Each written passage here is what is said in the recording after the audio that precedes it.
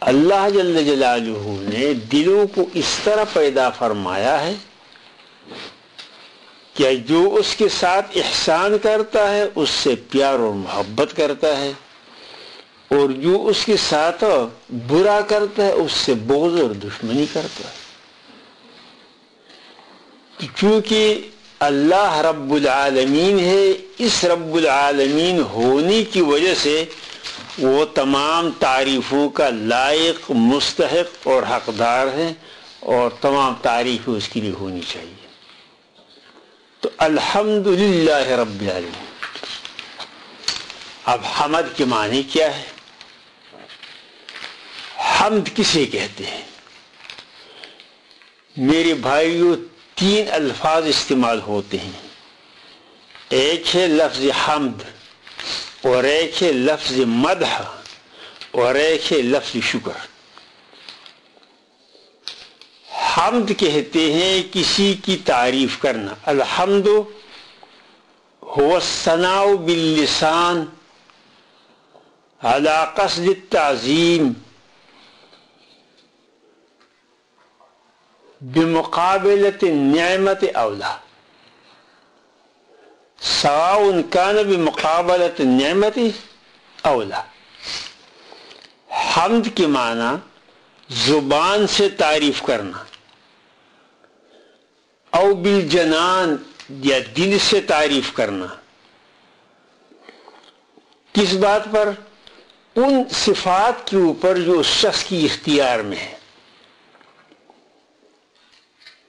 چاہے مقابلے میں نعمت ہو یا نہ ہو۔ لہذا حمد کی تعریف یہ ہے کہ کسی کی تعریف ہم کرتے ہیں زبان یا دل کے ساتھ، لیکن اس تعریف کرنے سے مقصد اس کی بڑائی اور تعظیم ہو۔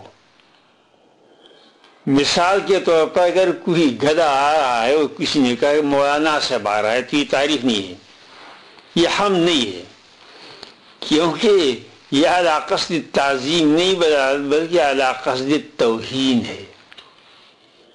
گدھے کو حضرت کہنا یہ اس کے گدھے کی توہین ہے۔ جو صفات کسی میں نہ ہو اور اس کی بنا پر اس کی تعریف کی جائے تو یہ تعریف نہیں بلکہ اس کی تذلیل ہے۔ تو حمد کے معنی یہ ہوئے کہ کسی کی تعریف کرنا اس کی ان صفات پر جو اس کی اختیار میں ہے۔ مثلا ہم یہ کہیں فلان عالم، یہ تعریف ہے، فلان کریم، یہ تعریف ہے، لیکن اگر ہم یہ کہ فلان جمیل، یہ مدح حمد نہیں ہے۔ کیوں؟ کہ جمال اس کی اختیار میں نہیں ہے۔ صفات اختیاریہ پر کسی کی تعریف کرنا یہ ہے حمد، اور صفات غیر اختیاریہ پر تعریف کرنا یہ ہے مدح، اس کو مدح کہتے ہیں۔ اور شکر کے معنی کسی کی تعریف کرنا زبان سے یا دل سے، لیکن نعمت کے مقابلے میں ہو، یہ شکر ہے۔ حمد عام ہے، شکر خاص ہے، اور مدح ان سے خاص ہے، کیونکہ مدح میں ان صفات کا خیال رکھا جاتا ہے جو اس کی اختیار میں نہیں۔ حمد میں ان صفات کا خیال رکھا جاتا ہے جو کہ محمود کی اختیار میں ہیں۔ اگر اس کی اختیار میں نہیں تو اس پر تعریف نہیں ہو سکتی۔ اچھا، اگر آپ حضرات کی نظر کتابوں پر ہے تو میں ایک اعتراض آپ کو کرتا ہوں۔ صفات الہی اللہ کے اختیار میں نہیں ہے۔ اگر صفات الہی اللہ کی اختیار میں ہو جائے تو مخلوق بن جائیں گے، حالانکہ صفات الہی مخلوق نہیں۔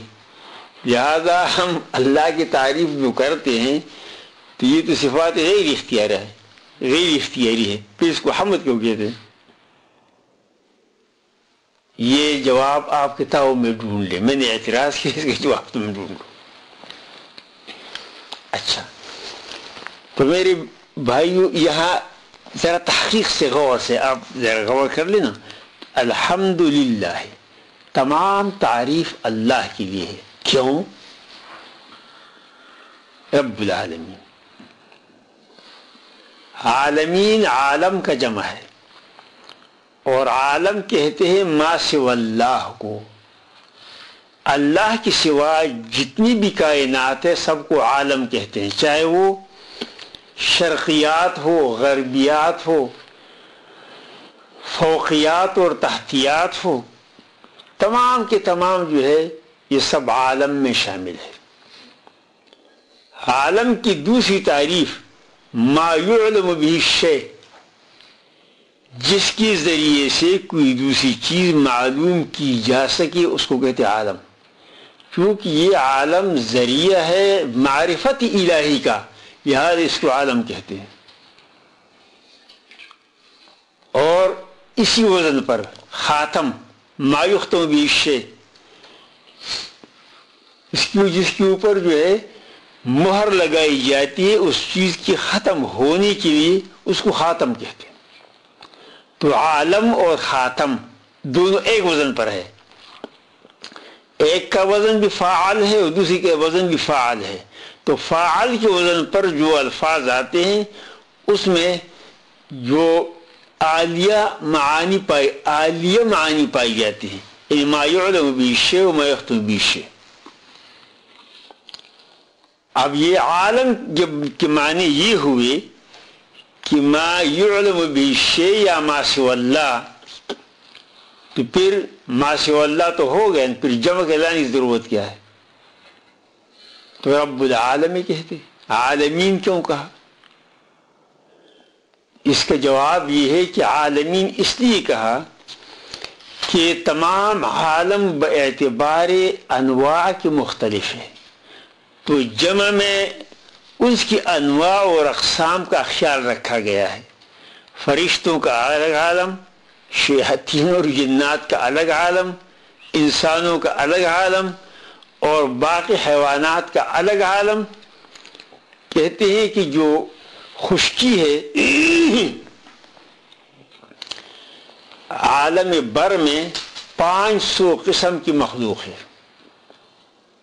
اور عالم بحر میں 600 قسم کی مخلوق ہے.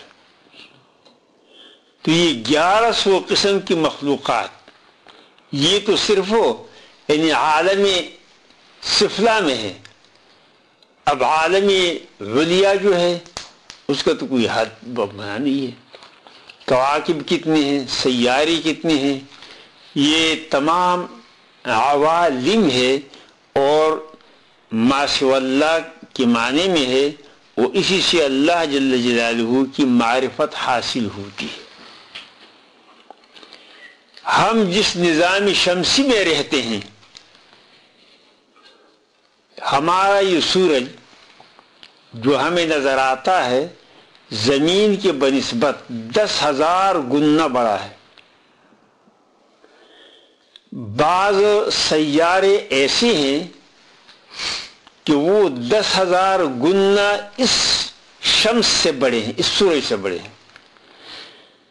تو ایک نظام شمسی ہمارا ہے, ایک نظام شمسی اس کے علاوہ اور بھی نظام شمسی ہیں جہاں تک اب تک انسان کی رسائی نہیں ہوئی. کائنات کے وسعت کی کوئی حد نہیں ہے, اس لیے رب العالمین کہا گیا. کائنات اتنی وسیع ہے کہ حدیث میں ہے ان اللہ خلق 7 سماوات و ارضین, اللہ نے 7 آسمانوں اور 7 زمینوں کو پیدا کیا ہے. فی کل ارض آدم کا آدمکم, ہر زمین میں تمہارے آدم کی طرح آدم ہے. ونوح کا نوحکم, اور تمہاری نوح کی طرح نوح بھی ہے. وہ ابراہیم کا ابراہیمکم, تمہاری ابراہیم کی طرح ابراہیم بھی ہے. وہ موسیٰ کا موسیٰ کم, و عیسیٰ کا عیسیٰ کم, و محمد کا محمد کم. اب یہ 7 زمینیں جو ہے اس کو 7 سیارے ماننے پڑیں گے، ورنہ یہ نظام آپ کو کیسے معلوم ہو سکتا ہے؟ معلوم ہوا کہ اس نظام شمسی میں جو زمین ہے اس کے علاوہ دوسری نظام شمسی میں اس کے علاوہ اور بھی بہت سے سیارے ہیں، کیونکہ کہتے ہیں ستاروں کے آگے جہان اور بھی ہے، ابھی عشق کی امتحان اور بھی ہے. یہ کائنات کے وسط. تو رب العالمین، رب کے معنی پالنے کے ہیں، وہ اللہ جو تمام عالموں کو پالنے والا ہے. لہذا ان تمام عالموں کا پالنے والا جو ہوا تو محسن اعظم ہوا، تو ان کا احسان اتنا زیادہ ہے کہ وہ مستحق ہے کہ الحمدللہ اس کی تعریف کی جائے اور کسی کی تعریف نہ کی جائے. اچھا، الرحمن الرحیم، رحمان کے بارے میں بھی میں نے عرض کیا تھا اور رحیم کے بارے میں بھی عرض کیا تھا، اور میں نے بسم اللہ الرحمن الرحیم کے سلسلے میں یہ بھی بتایا تھا کہ یہ 3 اسما اللہ، رحمان، رحیم. اللہ میں اشارہ ہے ابتدا کو کہ تمام کائنات کی ابتدا اللہ سے ہے. رحمان سے اشارہ ہے اس تمام کائنات کے بقا کو کہ اس کو اس تمام کائنات کو باقی رکھنے والا بھی وہی ہے. اور الرحیم سے اشارہ ہے اس کی فنا کو، وہ تمام کائنات کو لپیٹنے والا، فنا کرنے والے بھی وہی ہے. تو رب العالمین بھی ہے، رحمان و رحیم بھی ہے. اچھا، اور صفت مالک یوم الدین. بعض قراتوں میں ہے ملیک یوم الدین، معنی ہے کہ فرق نہیں پڑتا.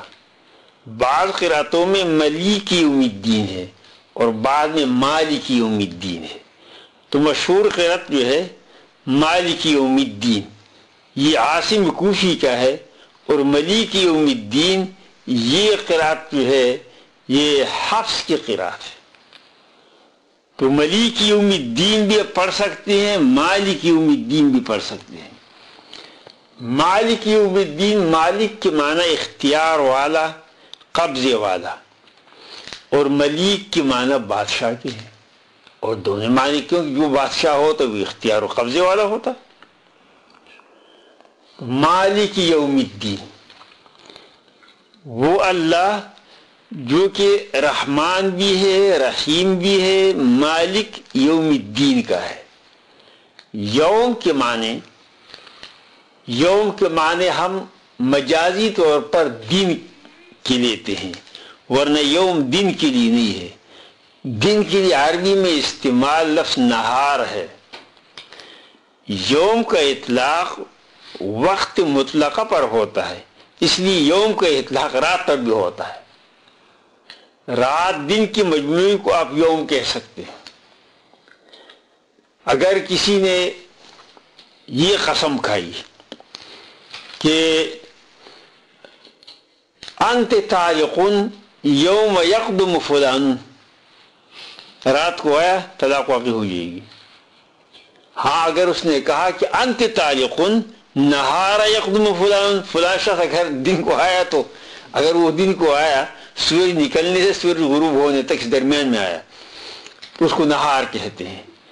لیکن 24 گھنٹے جو یہ وقت ہے، کیونکہ 24 گھنٹے میں فلک الافلاک کا ایک دورہ پورا ہو جاتا ہے.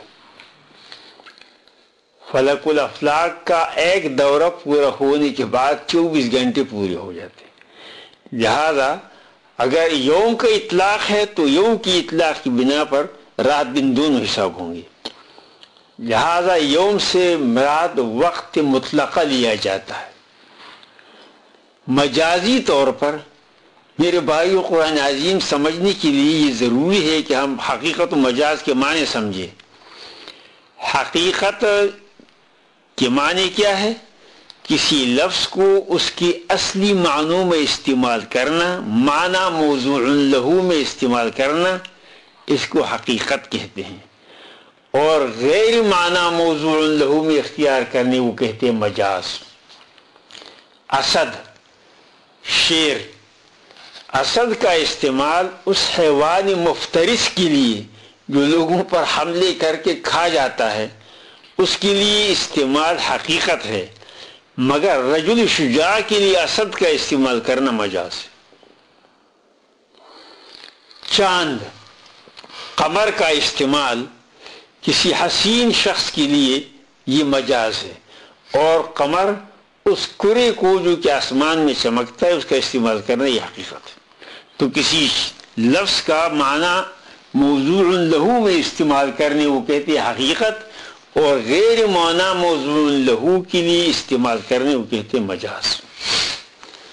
تو مالک یوم الدین، اللہ جل جلالہ دین جو ہے یہ کہتے ہیں بدلے کو، دین کا معنی بدلہ، کما تدین تدان، جیسے کھرو گے ویسے بھرو۔